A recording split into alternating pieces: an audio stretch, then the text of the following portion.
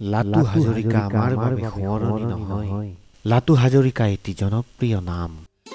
প্ৰণৱ হাজৰিকা সততেই আৰ্তজনৰ কাষত থিয় হোৱা এটি নাম। হেমিল্টন প্ৰায় 6 ফুট ওখ বাবেই বয়স্ক বহুজনে এই নামেৰেই জানে। গেলাই বন্ধু মহলে শেহতীয়াভাৱে এই নামেৰেই জানিছিল। এই সকলো নামেৰেই সমাজৰ প্ৰতিজনকে আপোন কৰিব জনা ল'ৰাজনৰ এক সুকীয়া পৰিচয় আছিল। অভিনয়ৰ দুৰ্দান্ত প্ৰতিভা, সংস্কৃতিৰ একনিষ্ঠ সংগঠক, বোকাখাতৰ অন্যতম ৰূপসজ্জাকৰ ল'ৰাটো নিজেই এক অনুষ্ঠানত পৰিণত হোৱাৰ সময়তেই আমাৰ মাজৰ পৰা আঁতৰি গ'ল বহু দূৰলৈ, অজানা দেশলৈ। সেই অনুষ্ঠান সদৃশ ল'ৰাজনক আমাৰ মাজত চিৰ শাশ্বত কৰি ৰখাৰ বাবেই আমাৰ এই ক্ষুদ্ৰ প্ৰয়াস।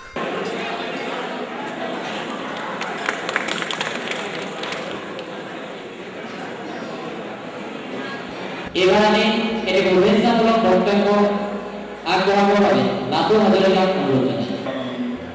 মোক পঢ়াবলৈ তেখেতসকলে মোক যথেষ্টখিনি উৎসাহ প্ৰতিভা যোগাই আছে। লাটু হাজৰিকা আমাৰ বাবে সোঁৱৰণি নহয়। ঐতিহ্যৰে ভৰপূৰ ৰজাবাৰী 37 নং ৰাষ্ট্ৰীয় ঘাইপথৰ পৰা প্ৰায় 3 কিলোমিটাৰ উত্তৰলৈ গতি কৰিলে পোৱা যায় খটিয়াখলি গাঁও। বিহুত ঢোল, বৰসবাহত খোলৰ চাপৰত ৰজনজনাই থকা খটিয়াখলি গাঁৱৰ বাসিন্দা ধৰ্মপ্ৰাণ ব্যক্তি হৰেণ হাজৰিকাই কুৰুৱাবাহী অঞ্চলৰ মেৰাকানৰ পৰা পুতলি হাজৰিকাক বিয়া কৰাইছিল। হৰেণ পুতলিৰ যুগ্ম জীৱনৰ প্ৰথম পৰিচয়েই হ'ল প্ৰণৱ হাজৰিকা ওৰফে লাটু ওৰফে হেমিল্টন। 1974 চনৰ 19 মাৰ্চ 1895 শকৰ চ'ত মাহৰ কৃষ্ণা একাদশীৰ মংগলবাৰে জন্ম হোৱা ল'ৰাটোক লৈ হৰেণ পুতলিয়ে সপোন দেখিবলৈ আৰম্ভ কৰিছিল। মাক, দেউতাক, খুৰাক খুৰীয়েকৰ কোলাই বকুচাই ডাঙৰ হোৱা শিশুটোক দেউতাকে হাতত ধৰি নামভৰ্তি কৰাই দিলে স্থানীয় খটিয়াখলি প্ৰাথমিক বিদ্যালয়ত। লাহে লাহে দেউতাকৰ হাতৰ বিপৰীতে নিজেই সি স্কুললৈ আহিব পৰা হ'ল। তাৰ শৈশৱৰ কথা মাতৃ পুতলি হাজৰিকাই এনেদৰেই সোঁৱৰে। এনেই সি 4-5ত থাকোঁতে ল'ৰাটো অলপমান দুষ্টও আছিলে। যিটো কৰোঁ বোলে কৰে, নকৰাটো নকৰে, বা কেতিয়াবা পইচা পাতি দিগদাৰ হ'লেও সি ভাত পানী নোখোৱাকৈ স্কুল যায়। সি সৰুতে বৰ মানে তাৰ স্বভাৱটো শান্ত বুলি ক'ব নোৱাৰি আৰু দুষ্ট স্বভাৱৰে আছিলে। প্ৰায় গাঁৱতেই মানে সি ডাঙৰ দীঘল হৈছে আৰু আমাৰ ঘৰত সি কম সময়েহে থাকে। আৰু তাৰ চেহেৰাটো তেতিয়া সৰুকালত বৰ সুন্দৰ আছিলে, সেইকাৰণে দাদায়েকে তাক হেমিল্টন নাম দিছিলে। আৰু হেমিল্টনৰ পিছত স্কুলত গৈ পেলাই হ'ল, তাৰ নামটো প্ৰণৱ হ'লগৈ। আমি দিয়া নাম আছিলে লাটু। সৰুতে আমি লাটু নাম দিছিলোঁ। একেবাৰে সৰুতে আকৌ তাৰ মানে হৈছে, এই ঘাঁ ফোঁহৰ হৈ আছিলোঁ। হৈ থাকোঁতে তাক আৰু কোনোবাই গেলাই বুলিহে মাতিছিলে। এই তাৰপিছতে লাটু বুলি দিয়া হ'ল নামটো। তাৰ নেক্সট হেমিল্টন হ'ল, তাৰপিছত হ'লগৈ লাটু, প্ৰণৱ। মেট্ৰিক দিয়াৰ সময়ত নামটো সলাই দিয়া হ'ল, তাৰপিছত প্ৰণৱ নাম হ'ল। তাৰপিছত আৰু কি হ'ব, এনেকৈ সি ঘৰত নাথাকে, প্ৰায় বাহিৰতেই থাকে। আমিও নাজানো এইখিনি কিনো কৰে কিনো মেলে। গৈ শেষত এই কলাক্ষেত্ৰত সুবিধা এটা পালে, নাট্য কৰ্মশালা লোৱাৰ। তালৈ গ'ল, তাৰ পৰা আহি কুৰুৱাবাহীত ল'লে। এনেকৈ লৈ বাহিৰৰ সাংস্কৃতিক জগতত সি ঘূৰিবলৈ লাগিল। ইদিন বোকাখাট, সিদিন গোলাঘাট, সিদিন দেৰগাঁও, ক'লৈ যায় আমি নাজানো আৰু। অৱশেষত জানিলোঁ যে সি এইবিলাক নাটক কৰিয়ে ঘূৰি ফুৰে। আৰু সেই নাটক কৰি ঘূৰি ফুৰোঁতেই এদিন সেয়া তাৰ আৰু দেহাই অৱসান হ'লগৈ। দুষ্টালিৰে বিদ্যালয়ত প্ৰতিদিনেই শাস্তিৰ সন্মুখীন হোৱা লাটুৰ প্ৰতিটো দুষ্টালিয়েই আছিল কৌতুক ভৰা।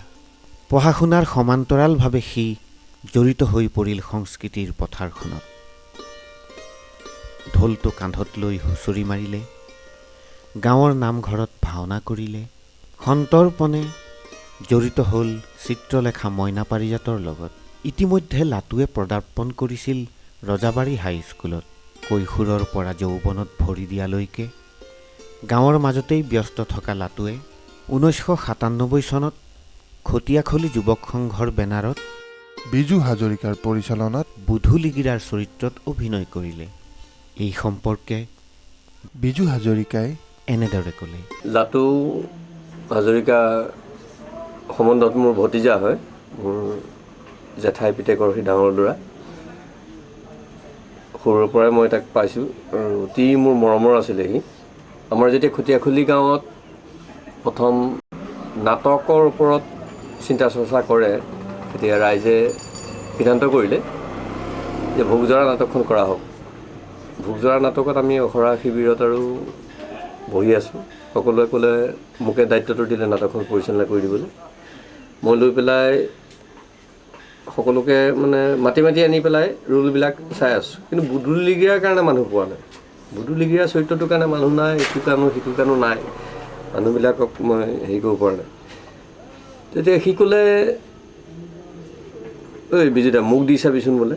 মই পাৰিম, হেই বোলো তই নোৱাৰ, ইমান ওখ ল'ৰাটোৱে কেনেকৈ পাৰিবি, তোৰ নহ'ব বুলি ক'লে একদম মনটো তাৰ মৰি গ'ল আৰু। তাৰপিছত কৈছে নহয় এবাৰ দিছা। তাৰপিছত সঁচাকৈয়ে মোৰ পিছদিনাখন তাক মাতিলোঁ, মাতি পেলাই তাক ক'লোঁ আহচোন বাৰু। তাৰপিছত আহি সি এনেকুৱা এটা ৰোলটো এনেকুৱাকৈ ধুনীয়াকৈ উপস্থাপন কৰি দিলে, প্ৰকৃততে মই নিজেই আচৰিত হৈ গ'ল আৰু খুব ভাল লাগি গ'ল। সেয়াই তাৰ নাট্য জীৱনৰ আৰম্ভণি। এই ৰোলটো কৰি সি সকলোৰে সমাদৰ পালে আৰু লগতে ময়ো যথেষ্ট আনন্দিত হ'লোঁ। তাৰপিছত মোৰ লগতে সি কেইবাখনো নাটকত কৰিছে। তাৰপিছত বোকাহাটৰ বালিজানত যে কিডনেপ নাটকখন কৰিছিলে, তালৈও মই তাক লৈ আহিছিলোঁ। সি তাতো পুলিচৰ ৰোল এটা কৰি পেলাই বোকাহাটবাসী ৰাইজৰ অশেষ মৰম পাইছিল। এনেকৈ তাৰ নাট্য জীৱনটো আৰম্ভ হৈছিল। তাক আমি অকালতে হেৰুৱাই, ময়েই নহয় গোটেই আমাৰ খটিয়াখুলিবাসীয়ে অন্তৰত অতি দুখ পাইছে। টিকট বেচা, খেৰ বাঁহ বিচৰাৰ পৰা প্ৰতিটো কামতে আগৰণুৱা হৈ সি খটিয়াখুলিতেই পিয়লি ফুকন, মহেন্দ্ৰ মাষ্টৰ, ৰূপালীম, কাৰেঙৰ লিগিৰি, লভিতা, তেতুন তামুলী, বলিয়া হাতীত দুৰন্ত অভিনয় কৰিলে। প্ৰতিভা ঢাকি থ'ব নোৱাৰি। এইবাৰ সি সান্নিধ্য পালে বোকাখতীয়া সাংস্কৃতিক কৰ্মীৰ। জুহৰীয়ে সোণ চিনি পোৱাৰ দৰে প্ৰতিভাধৰ লাটুক অভিনয়ৰ বাবে আমন্ত্ৰণ জনালে বালিজানৰ মিলিত সমাজ কল্যাণ কেন্দ্ৰই। কিডনেপ নাটকত অনবদ্য অভিনয়েৰে বুকুৰ আপোন হ'ল বোকাখাতবাসীৰ। দুখে সুখে সততে প্ৰতিজনৰ কাষত থকা লাটুৱে নাটক, ভাওনা, সাংস্কৃতিক অনুষ্ঠান বুলিলেই ঘৰ দুৱাৰ এৰা হ'ল। সাংস্কৃতিক মন এটা লৈ জীৱিকাৰ তাৰণাত ইলেক্ট্ৰনিক্সৰ কামত সমান্তৰালভাৱে কৰি গ'ল। কোনোদিন আহৰি নথকা লাটুক এই ক্ষেত্ৰত সাংস্কৃতিক কৰ্মীসকলেও সহযোগ কৰিলে। ভাতৃ ধনৰ লগত যৌথভাৱে NRLৰ পৰা ক্ৰয় কৰিলে ছেকেণ্ড হেণ্ড এখন LML এনাৰ্জি। তাৰ পিঠিত উঠিয়েই দুৰন্ত গতিৰে কাম কৰি গ'ল লাটুৱে। ক্ৰমশ সি সান্নিধ্যলৈ আহিল নৱজিৎ বৰাৰ পৰিচালনাত প্ৰথমবাৰৰ বাবে মুখামুখি হ'ল কেমেৰাৰ। অভিনয় কৰিলে বোকাখাতৰ পৰা নিৰ্মিত তৃতীয়খন VCD মৃগতৃষ্ণাৰ মূল চৰিত্ৰত।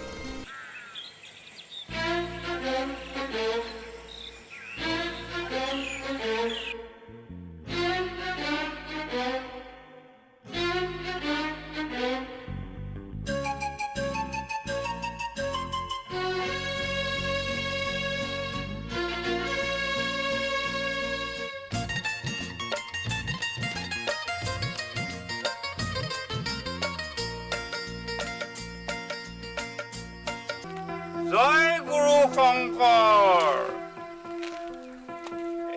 নামঘৰীয়া গায়ত্ৰী এই ওৰফে মোৰ বান্ধৱ পদ্ম বোলো আজি ইমান পলম কিয় নে আৰু ক'ৰবাত দবা কোবাই আহিছা চাওঁ বাট এৰি দে এই কানিমুনি সময়ত চুপতিখন কৰি নাথাকিবিচোন কানিমুনি ঠাট্টা কৰিছা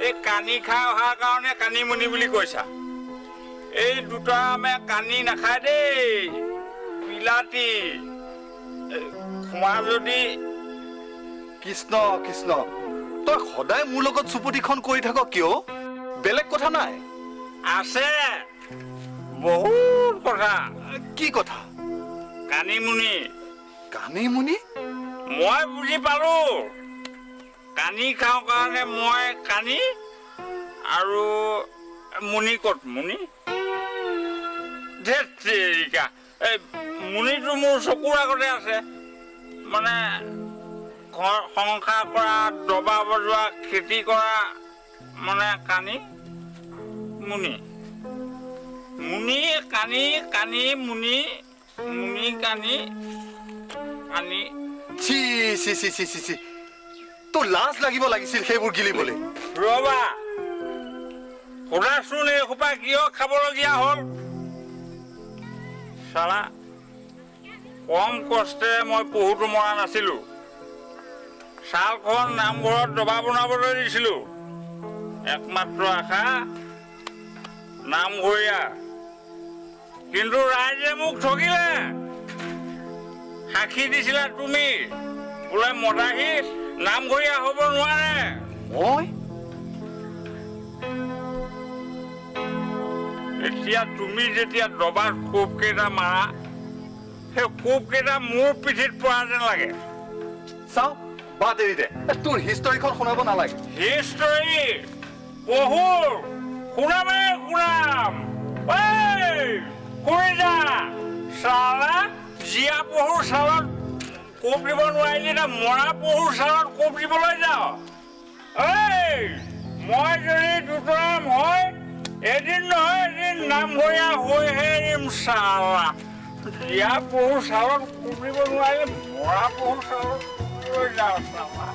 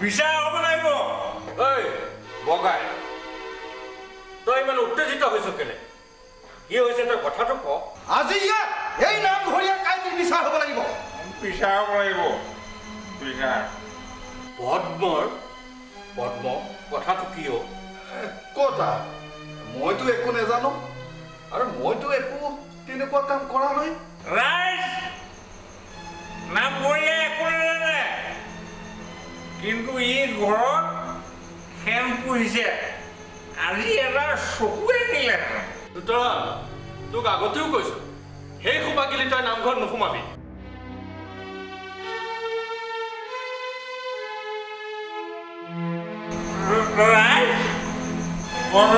মোক ক্ষমা কৰিব নাই ক্ষমা কৰিব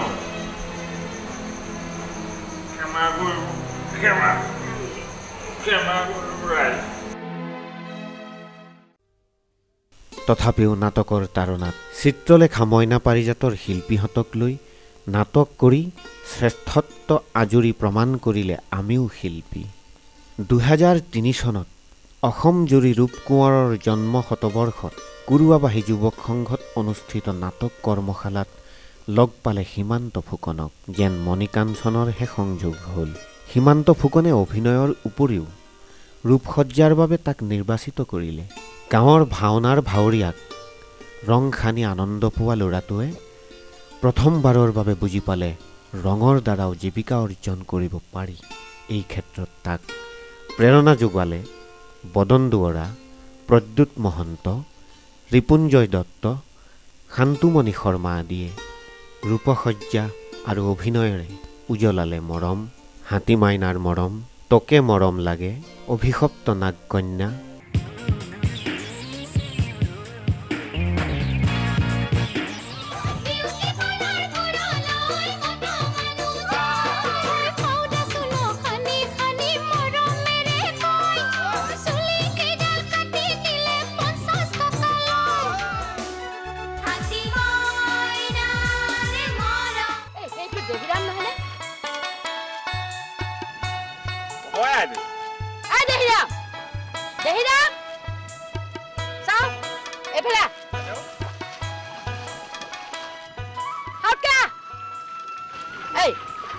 কিমান দিবলৈ আছে চাচোন।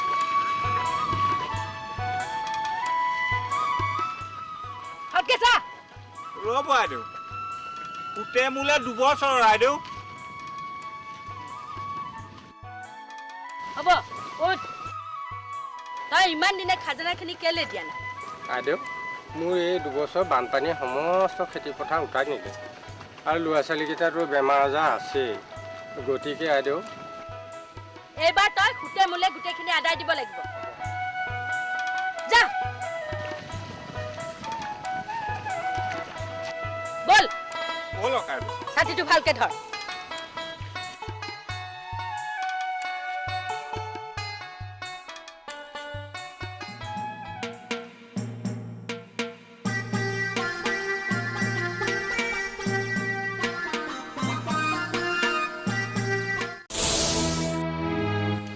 কানু, কওক আইদেউ। মই হাতীজনী বিক্ৰী কৰাৰ কথা ভাবিছো। হাতীজনী বিক্ৰী কৰাৰ কথা? লক্ষীৰাম, আইদেউ তই ঠিক সময়তে আহিছ। কাইলৈ হাতীজনী ইয়াতে বান্ধি ৰাখিবি, ওচৰতে। তাইক নিবলৈ মানুহ আহিব। আইদেউ কি লক্ষীবিক বিক্ৰী কৰিব? নাই নাই আইদেউ, আপুনি তেনে কাম নকৰিব। তেনেকুৱা কৰিলে মইনাই মনতে বৰ কষ্ট পাব। আৰু আইদেউ, এইখন ঘৰৰ পৰম্পৰা আপুনি কিয় ভংগ কৰিবলৈ বিচাৰিছে বাৰু? পৰম্পৰা ৰক্ষা কৰিবলৈ গৈ মই ল'ৰাটো ধ্বংস হ'ব দিব নোৱাৰো।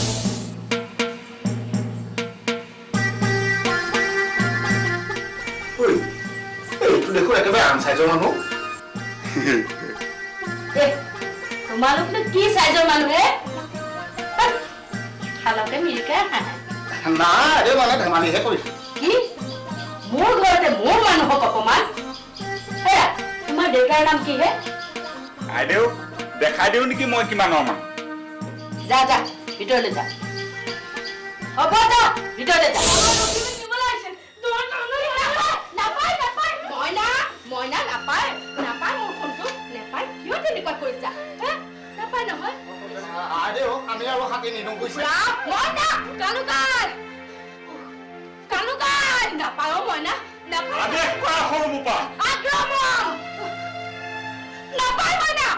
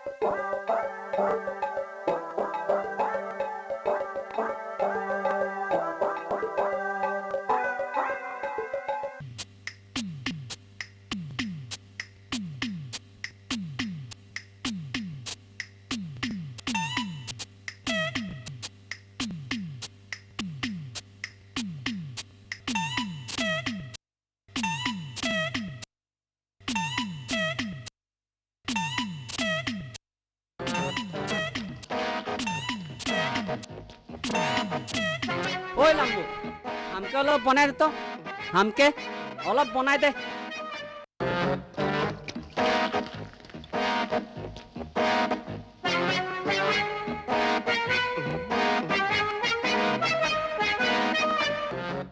তুই তো বাবা ভাইয়ের লগেই থাকি ওয়াকে বনাই দিতে বলবো লাগে ও তো বাগানের দাদা ওয়াকে কি বলবো ওই তো হামকে সব দিন মারে ওয়ার সঙ্গে বাঁচবার কারণে আমি বন্ধে খুঁজছি ঠিক আছে তোকে আমি বনাই দিব বনাই দিলে হামকে কি দিবি তোকে কি লাগবে বল একটা লম্বা লাল দিবি ওইটা বেশি হবে ওতনা টাকা নাই খেয়ে হামকে দিতেলে তুই নাই হলেও হবে হামকে 2 তাস মিয়া সিনেমায় ফাইটিং মাস্টার করতেলে হাঁকাইছে মিঠুন চক্রবর্তীকে কে শিখাইছে ওই তো আমিই শিখাইছি আরে লম্বু হামকে অলপ জেনে তেনে বনাই দে ওই শুন এই গিলা কথা বাবা ভাই গম পাতে নাই লাগে না হলে দুজনকে ধুলাই করবে তুই তো ফাইটিং মাস্টার বাবা ভাই তোর কি ছিড়বে হ্যাঁ হামকে কিছু করতে নাই পারবে ঠিক আছে তোকে আমি বানাই দিব তা দিবি হ্যাঁ হয়ে যাবে হয়ে যাবে তবে চল আই চল এরকম ইয়া ইয়া ইয়া বাপরে বাপ মরে গেলি বাপরে বাপ র না র এইরকম ইয়া এবা বাপরে বাপ বাপরে বাপ বাপরে বাপ খারা হ না মানুষটা খারা হ বাপরে বাপ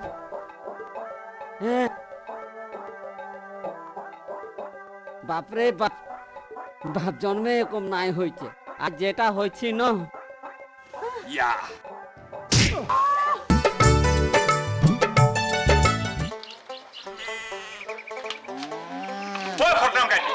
দেওৰাখনৰ তই মাটি সীমা কি আছে মৰিব বাবে মাত্ৰ 2টা দিন আছে তোক এতিয়াও মাটিয়ে যোৰা নাই নে কি কৈছ মই বাৰী সীমা ঠেলিছো এই কলজোপা যেন আমাৰ 2 ঘৰ সীমা নহয় হে ৰাজাইটি কলজোপা মোৰ ফালেহে আছিল উঠোৱা ভালে ভালে দেওৰাখন উঠোৱা আও তোমাৰ মাটিৰ প্ৰতি খকটো কিয় ইমান বেছি নন্দ মুখত যিহকেহে তাকে নকবিছো কিয় নকম সীমা ঠেলাৰ সময়ত তুমি কিয় আমাৰ কথা চিন্তা নকৰিলা একে গাতে তোৰ মুখখন মই ভাঙি পেলাম এই হত্যা মোক তই চিনি পোৱা নাই সতৰাম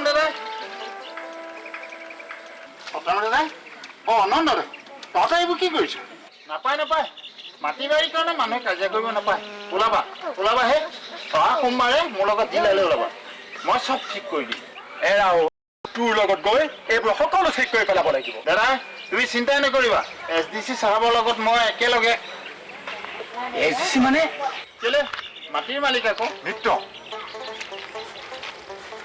নিত্য তই মই এইটো কাম সমনীয়া তই মোক সকলো কথাটো জানই মোৰ 5টা ল'ৰা ছোৱালী তই চাচোন আৰু মাটি হ'ল 2 বিঘা গতিকে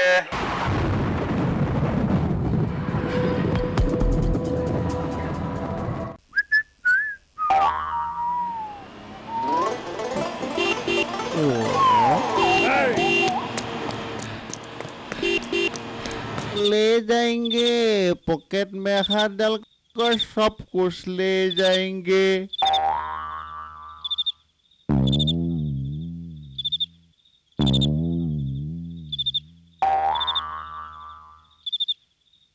साला इमान राति घर दुआर खोला एपाक मारि चाওঁ যদি কিবা হাত লাগি যায়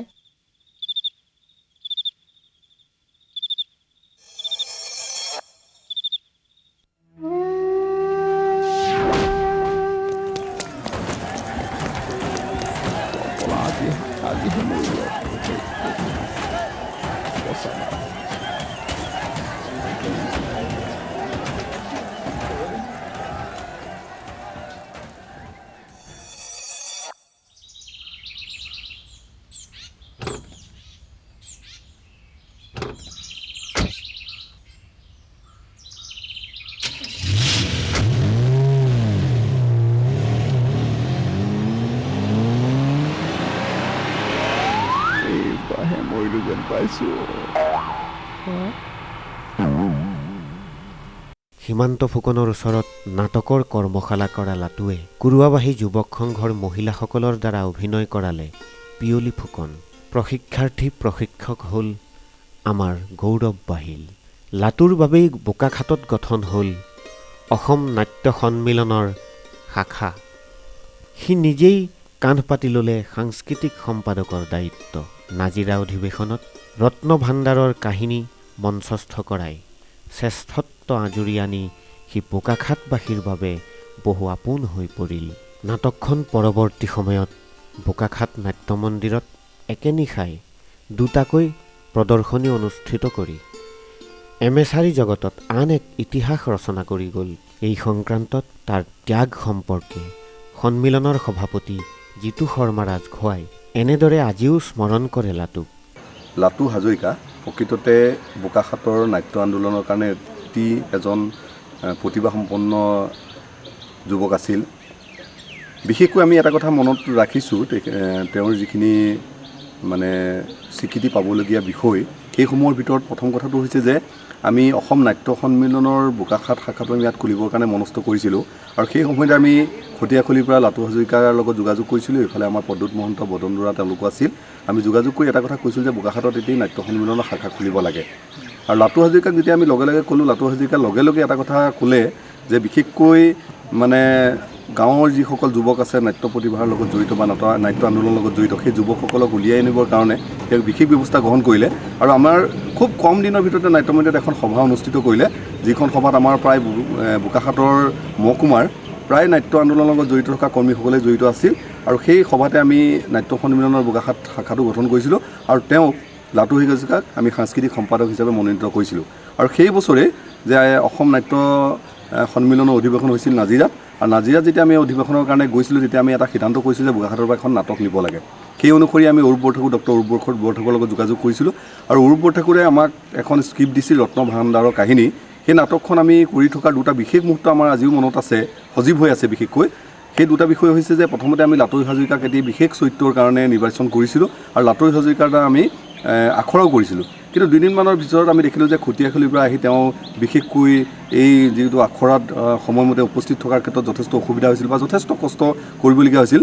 তেতিয়া আমি প্ৰদ্যুৎ মহন্ত মই এনেকৈ দুই এজন আলোচনা কৰি আমি তেওঁক ক'লোঁ যে লাটু এটা কাম কৰ, তোমাক বেলেগ এটা ৰোললৈ লৈ যাওঁ আৰু এই ৰোলটো আমি আমাৰ নাট্য পৰিচালক যিজন আছে বিমান বৰুৱাকে দি দিওঁ। তেওঁ খুব সুন্দৰভাৱে সেই কথাখিনি নিজে আচলতে হেৰি কৰি পেলাই ক'লে যে নাই হ'ব, মোৰ কোনো আপত্তি নাই। আৰু সেই অনুসৰি তেওঁ লাটু হাজৰিকাই সম্পূৰ্ণ নিজৰ মহানুভৱটো দেখুৱাই পেলাই বিমান বৰুৱাক ৰোলটো এৰি দিলে। আৰু সেই নাটকখন আমি যেতিয়া প্ৰতিযোগিতালৈ নিয়াৰ কথা স্থিৰ কৰিলোঁ তেতিয়া নাজিৰাত আমাৰ সদৌ অসম ভিত্তিত অনুষ্ঠিত নাট প্ৰতিযোগিতাত আমি শ্ৰেষ্ঠত্বৰ সন্মান লাভ কৰিছিলোঁ। আৰু সেই গোটেই কৃতিত্বটো আমি আচলতে আমি যদিও নাট্য মানে সন্মিলনৰ শাখাটোৱে দাবী কৰিব পাৰোঁ, তাৰ মুখ্যতঃ বিশেষ অৰিহণা আছিল কিন্তু লাটু হাজৰিকাৰ। লাটু হাজৰিকা, প্ৰদ্যুৎ বা মই আমি এই তিনিটাই বিশেষকৈ এই নাটকখন নিয়াৰ ক্ষেত্ৰত যত্ন কৰিছিলোঁ। গতিকে মই সেই ফালৰ পৰা লাটু হাজৰিকা সদায় আমাৰ মাজত সজীৱ হৈ থাকিব বুলি আমি কৈছোঁ বা আমাৰ মাজত আজিও মনৰ মাজত সজীৱ হৈ আছে।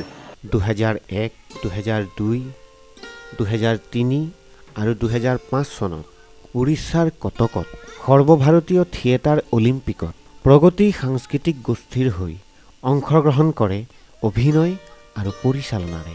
2005 চনত লাটুৱে পৰিচালনা কৰা মই টুনিয়ে টুনটুনালো নাটকৰ জৰিয়তে সৰ্বভাৰতীয় পৰ্যায়ত শ্ৰেষ্ঠ পৰিচালকৰ সন্মান অৰ্জন কৰিলে। এই নাটকত অধিকাংশ শিল্পীয়ে দেৰগাঁৱৰ হোৱাৰ বাবে দেৰগাঁৱত সি এখন ঘৰ সাজি ল'লে। দেৰগাঁৱৰ SV কেবুলত নৱবৰ্ষৰ আদৰণি অনুষ্ঠানৰ এটি গীতত 80 বছৰীয়া বৃদ্ধৰ অভিনয় কৰিলে লাটুৱে।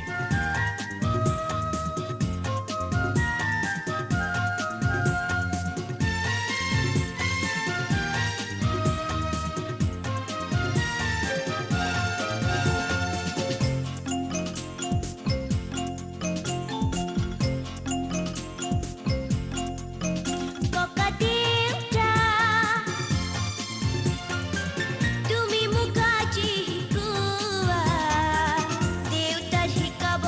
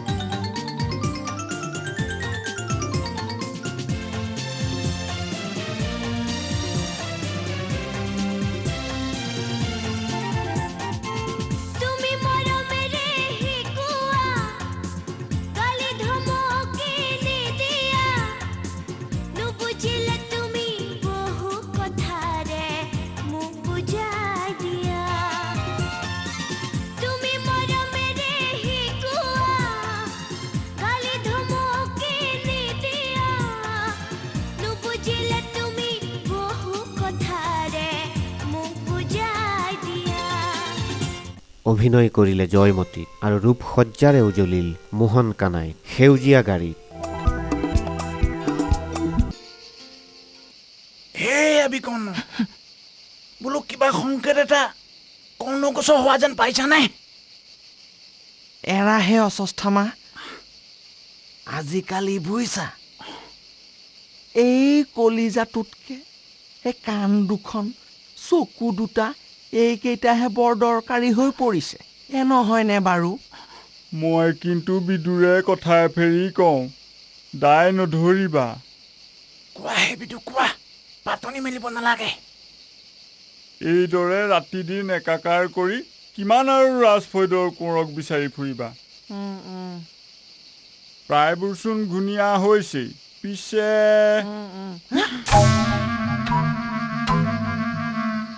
এয়া বান্ধৱ, আজি জালত পৰিল যেন পাইছো। সাৱধান, ৰজা পোৱা বটা লোৱা ভাগ্য ফুলিল বুজিছা। মনে মনে থাকাহে। আচলজনেই যেন পাইছো, সেইজনক ধৰাটো ইমান সহজ হ'ব বুলি ভবাই নাছিলো।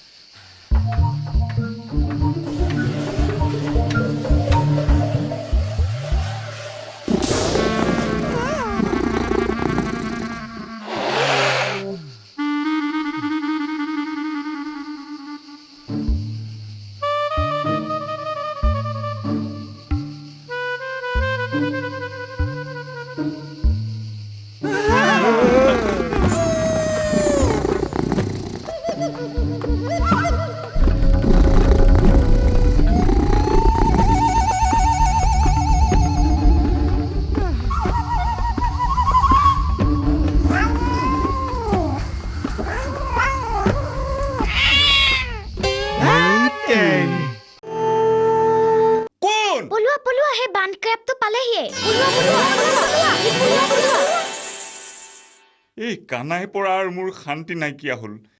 আজি এই কথা ৰাণী আইখে লগামগৈ। আই বোলো ৰাণী আই। গোবৰ্ধন। হয় আই। কি হ'ল, একেবাৰে ঘামি জামি আহিছা যে? কিনো কম আই, বৰ ডাঙৰ সমস্যা এটাত পৰিহে আপোনাৰ কাষ চাপিছোঁ। কিনো ডাঙৰ সমস্যা কোৱাচোন শুনো, সমাধান কৰিব পাৰোঁৱে বা? পাৰিব আই, সেইবাবে আপোনাৰ কাষ চাপিছোঁ। এই অধমক আপুনি ৰাখিলেহে ৰখা আই। হ'ব কোৱাচোন শুনো। ক'বলৈ কৈছে যেতিয়া কওঁ শুনক। এই দায়দোষ হ'লে খেমিব আই। কোৱা, দায়দোষ নধৰো বাৰু। যোৱা এপশেক ধৰি গাখীৰ এটোপাৰো মুখ নেদেখা হৈছোঁ আই। আমি হৈছোঁ দুখীয়া গোৱাল। গাখীৰ টোপাই একমাত্ৰ অৰ্জনৰ বাট, তাৰো মুদা মাৰিছে আই।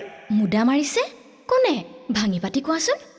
কম আই, ক'বলৈকেতো আহিছোঁ। শুনক, আজি কিছুদিনৰ পৰা মই মৰিলোঁ কি ক'ম, মৰিলোঁ আজি। গোবৰ্ধন ককাই, হাতলৈ যোৱা নেকি? মৰিলোঁ, সহায় দিলেও লেঠা, নিদিলেও লেঠা। কানাই এৰা, হাতলৈ নগৈ চহৰ ফুৰিবলৈ যাবলৈ ক'তনো আহৰি আছে? শুন চাওঁ ৰ'বাচোন। মৰিলোঁ। হাতলৈনো কি আনিছা? মোৰ পলম হৈছে, এতিয়া ৰ'ব নোৱাৰোঁ। বৰ ভোক লাগিছে আনিছা যদি মুৰিলাও দুটামানকে দিয়াচোন নাই নাই সেইবোৰ অনা নাই বাৰীৰে আলু কচু দুটামানহে আনিছো হয় নেকি তেন্তে যোৱা আলু কচুকে বেচাগৈ ভাল কানাই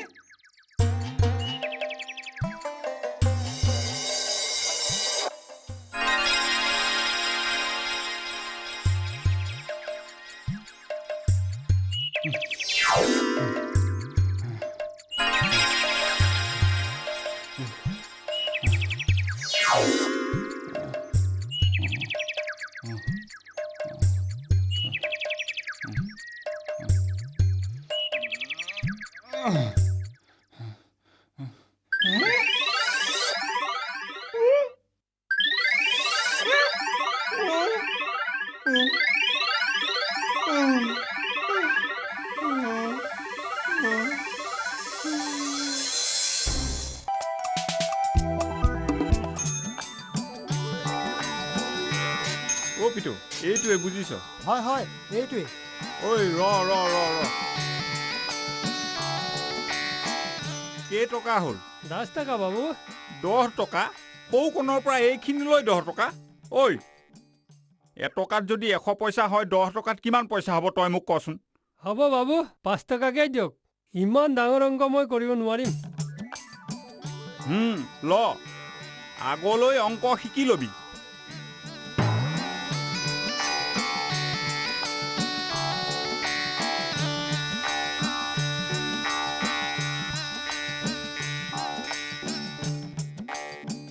হেৰা বাপু কওক এইখন কল্পতৰু নহয় জানো এইখন সাইনবোৰ্ড দেখা নাই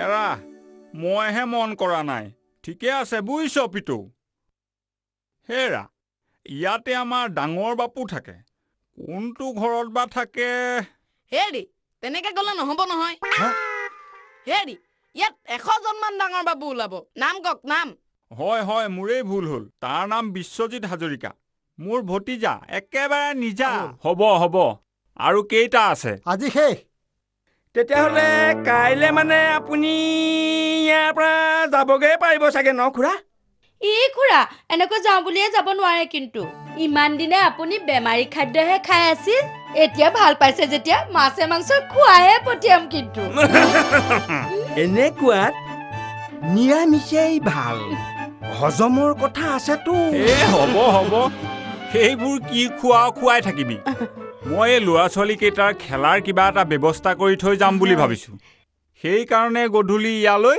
তাহাঁতৰ দেউতাকহঁতক মাতিছো তেখেতসকলক কি খুৱাও সেইটো ভাব মই অকণমান বাহিৰৰ পৰা আহোঁ ঐ পিটু বল বাহিৰৰ পৰা আহোঁ বল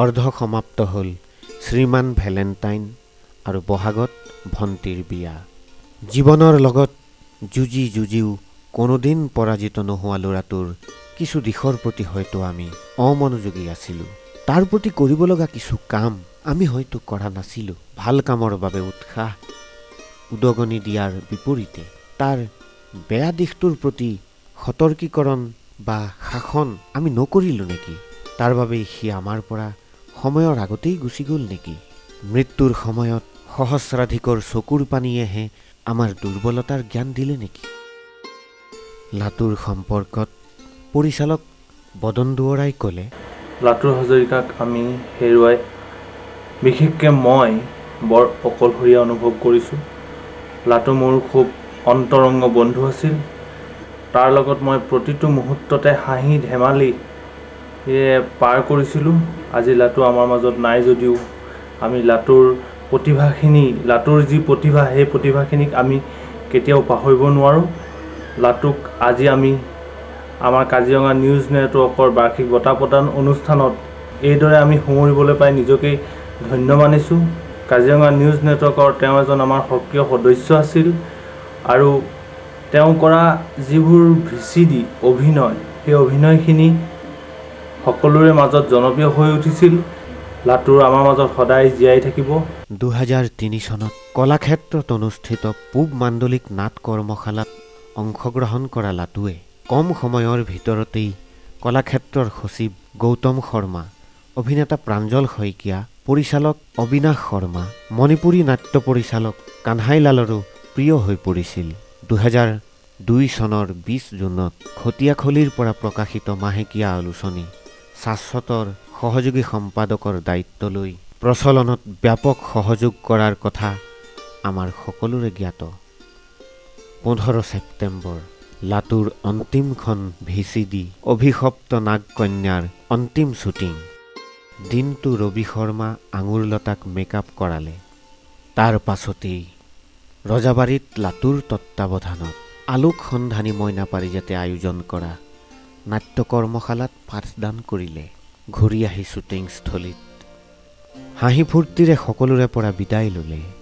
বোকাখাট নাট্য মন্দিৰত চলি থকা শ্ৰীমন্ত শংকৰদেৱ থিয়েটাৰৰ প্ৰেক্ষাগৃহতো বহুজনৰ পৰা বিদায় লৈ ঘৰমুখী হওঁতেই বোকাখাট আৰক্ষী থানাৰ সন্মুখত তাৰ চিৰসংগী LML এনাৰ্জিখনে খুন্দা মাৰিলে এখন ট্ৰাকৰ লগত। সংকটপূৰ্ণ অৱস্থাত 10:30 বজাত চিকিৎসালয়ত ভৰ্তি কৰা হ'ল। গুণমুগ্ধই বেৰি ধৰিলে গুণীজনক। এই সম্পৰ্কে লাটুৰ প্ৰিয় সংগী প্ৰদ্যুৎ মহন্তই কয়, সেইদিনাখন আছিল 15 ছেপ্টেম্বৰ। আমি কেইবাজনো সতীৰ্থসহ বোকাখাট নাট্য মন্দিৰ প্ৰাংগণত অনুষ্ঠিত হোৱা শ্ৰীমন্ত শংকৰদেৱ থিয়েটাৰৰ নাট্যনিশা উপভোগ কৰি আছিলোঁ। নাট্যনিশা উপভোগ কৰাৰ পূৰ্বেই লাটুৱে মোলৈ এটা ফোন কৰিছিলে আৰু ফোনত সি জনাইছিলে যে অভিশপ্ত নাগ কন্যাৰ শ্বুটিং ভালদৰে শেষ হ'ল। তাৰপিছত আমি নাটকত ব্যস্ত হৈ আছিলোঁ। নাটক চোৱাত নাটক ভাঙি আমি কেইবাজনো সতীৰ্থসহ ওলাই আহিছিলোঁ। মানুহে পূৰা ৰাস্তাটো ব্লক হৈ আছিলে। তাৰ মাজতেই তিৰুপতি হোটেলৰ সন্মুখত ৰওঁতে নিশা প্ৰায় 10 বজাত আমি খবৰ পাইছিলোঁ যে আমাৰ সতীৰ্থ, মোৰ অন্তৰংগ বন্ধু লাটু হাজৰিকাৰ এক্সিডেণ্ট হৈছে আৰু তাক ইতিমধ্যে বোকাখাট হস্পিটেলত ভৰ্তি কৰোৱা হৈছে। খবৰটো পায়েই আমি হস্পিটেললৈ সকলো লৰ ধৰিছিলোঁ আৰু দেখিছিলোঁ যে সি ষ্ট্ৰেচাৰত শুই আছে, শুই চিঞৰি আছে, কিন্তু অলৰেডি তাক মানে বেণ্ডেজ কৰা হৈছিলে। এগৰাকী চিকিৎসক তাৰ লগতেই ব্যস্ত হৈ আছিলে। চিকিৎসকগৰাকীয়ে সেই মুহূৰ্তত মোক কৈছিলে যে তাৰ ইঞ্জুৰিটো অলপ বেছি হৈছে, গতিকে যেনে তেনে যোৰহাট বা গোলাঘাটলৈ নিয়াৰ ব্যৱস্থা কৰিব লাগে। তাক মই সুধিছিলোঁ কি হৈছে, ক'ত দুখ পাইছ? সি মোক কৈছিলে ভৰিটোত দুখ পাইছোঁ, ভৰিটো ভাগিছে, মোক সোনকালে ইয়াৰ পৰা তহঁতি ক'ৰবালৈ লৈ যা। তেতিয়া দেখিছিলোঁ যে তাৰ ভৰিটোৰ সম্পূৰ্ণ হাড়ডাল, মূল হাড়ডাল ওলাই গৈছিলে আৰু তৎমুহূৰ্ততেই মই সিদ্ধান্ত লৈছিলোঁ যে তাক আমি গোলাঘাটলৈ পঠিয়াম। সেই অনুসৰি আমি আলোচনা কৰিছিলোঁ, কিন্তু ডাক্তৰে কৈছিলে যে গোলাঘাটতকৈ যোৰহাটলৈ নিলে বেছি সুবিধা হ'ব আৰু সেই অনুসৰিয়ে মই তৎমুহূৰ্ততে rescue relief and missionaries of অসমৰ সভাপতি ৰেব গগৈ ডাঙৰীয়ালৈ ফোন কৰিছিলোঁ যে এনেকুৱা এটা হৈছে, আপুনি এখন গাড়ীৰ যেনে তেনে ব্যৱস্থা কৰি দিয়ক। তৎমুহূৰ্ততে ৰেব গগৈ ডাঙৰীয়া আহি উপস্থিত হৈছিলে, কিন্তু সেই মুহূৰ্তত আমাৰ হাতত যিসকল আমি উপস্থিত আছিলোঁ পইচা কাৰো হাততেই নাছিলে বুলিব পাৰি। তথাপিতো আমি সাহস কৰিছিলোঁ আৰু আমাৰ লগতেই থকা বোকাখাট চিটি চেনেলৰ সঞ্জীৱ হাজৰিকাক মই কৈছিলোঁ এনেকুৱা হৈছে, পইচা লাগে, আপুনি যাওক, পইচা অলপ আনি দিয়ক।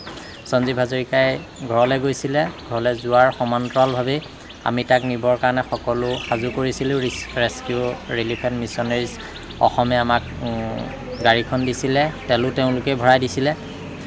তাৰপিছতেই আমাৰ ইয়াৰে দুগৰাকী আমাৰকৈ সৰু তথাপিতো আমাৰ লগতেই থাকে, দীনেশ চাংমাই আৰু প্ৰশান্ত বৰা, লগত বাবু খাৰঘৰীয়া নামৰ খটিয়াখলিৰ এজন যুৱকক দি আমি তাক যোৰহাটলৈ পঠোৱাৰ ব্যৱস্থা কৰিছিলোঁ। আৰু তৎমুহূৰ্ততে মই ফোনযোগে ইহঁতৰ ঘৰতো খবৰ দিছিলোঁ যে এনেকুৱা এটা হৈছে, তাৰ এক্সিডেণ্টটো বেছি, আপোনালোকে আহক, আমি অলৰেডি যোৰহাটলৈ পঠিয়াইছোঁ। যোৰহাটলৈ পঠিয়াইছিলোঁ বুলি কোৱাৰ মুহূৰ্ততে, তেওঁ আহক বুলি কোৱাৰ তৎমুহূৰ্ততে প্ৰায় 5-10 মিনিটৰ ভিতৰত আমি সম্পূৰ্ণ সাজু হৈ উঠিছিলোঁ আৰু তাক আমি যোৰহাটলৈ মুভ কৰাইছিলোঁ। সেই মুহূৰ্তত মই আকৌ ফোন কৰি তেওঁলোকৰ ঘৰত ইনফৰ্মেশ্যন দিছিলোঁ যে ইয়ালৈ আহিব নালাগে, আপোনালোক ৰজাবাৰীলৈ গুচি যাওক। তাৰ সমান্তৰালভাৱে সতীৰ্থকেইজনে মোক দূৰভাষযোগে জনাই আছিলে যে আমি তেওঁক সঞ্জীৱনীত ছিট পোৱা নাই, কি কৰোঁ? মই কৈছিলোঁ যে তোমালোকে চিভিললৈ লৈ যোৱা, আৰু চিভিলত মই যিমান যি য'ত পাৰোঁ সকলোখিনি মানে ব্যৱস্থা কৰি দিম। চিভিলত তাক ভৰ্তি কৰাইছিলে, আৰু সেই অনুসৰি ডাক্তৰে চিকিৎসা প্ৰদান কৰিছিলে যদিও তাক বচাব নোৱাৰিলে।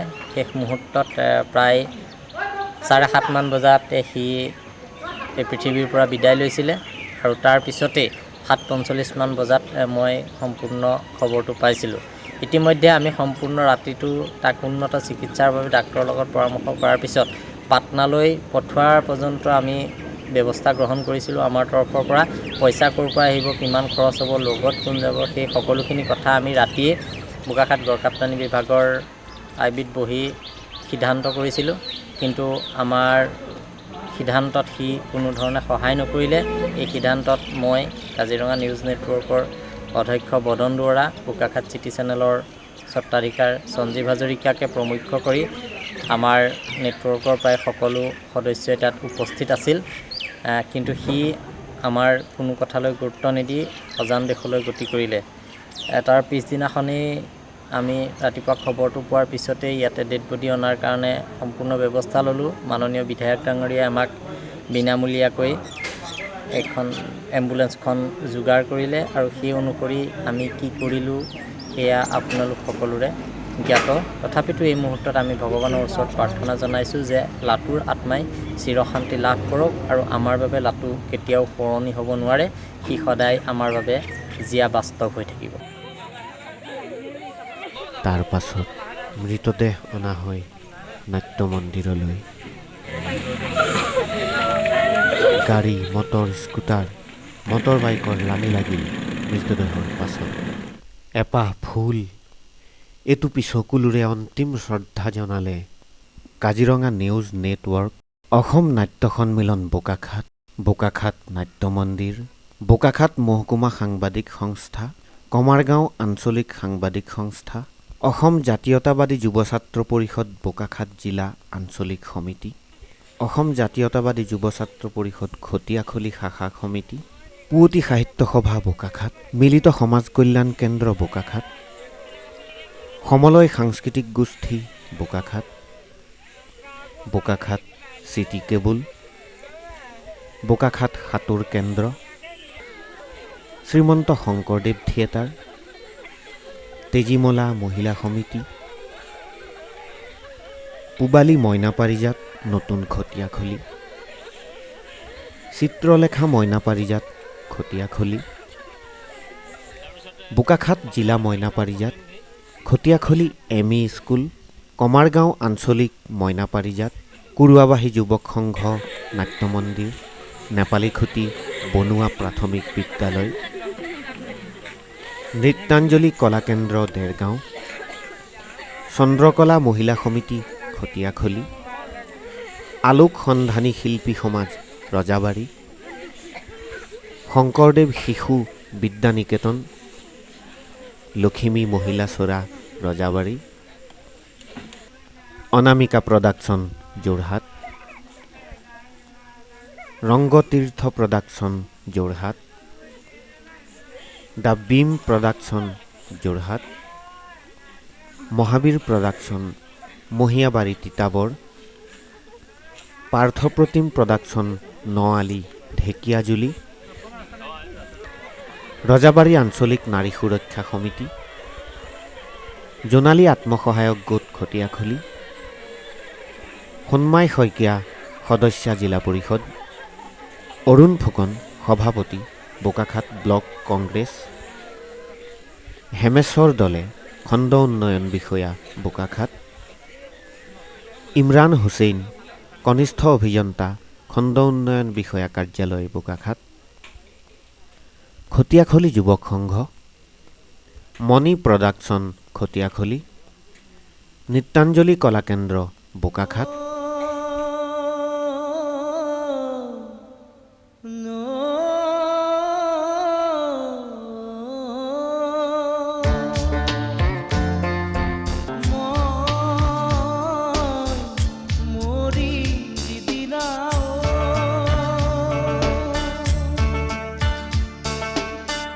একেডাল বাঁহকে তিনি চেও কৰিব চালিৰ কামি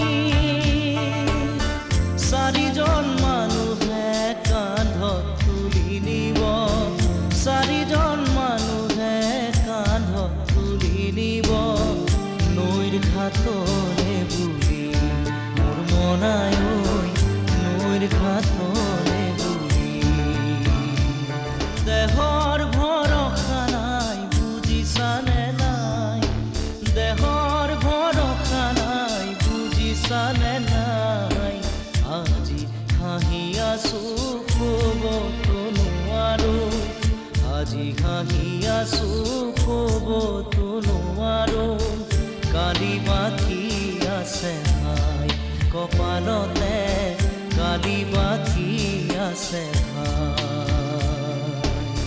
ভাতৃধনৰ দ্বাৰা কৰা মুখাগ্নিত লাটুৰ নশ্বৰ দেহ বিলীন হ'ল বতাহৰ লগত শেষ হৈ গ'ল এক বহুমুখী প্ৰতিভা থাকি গ'ল তাৰ কথা থাকি গ'ল তাৰ অভিনয় তথাপিও কাজিৰঙা নিউজ নেটৱৰ্কে লাটুক কেতিয়াও নাপাহৰে পাহৰিব নোৱাৰে আমাৰ বাবে লাটু স্মৃতি নহয় জীয়া বাস্তৱ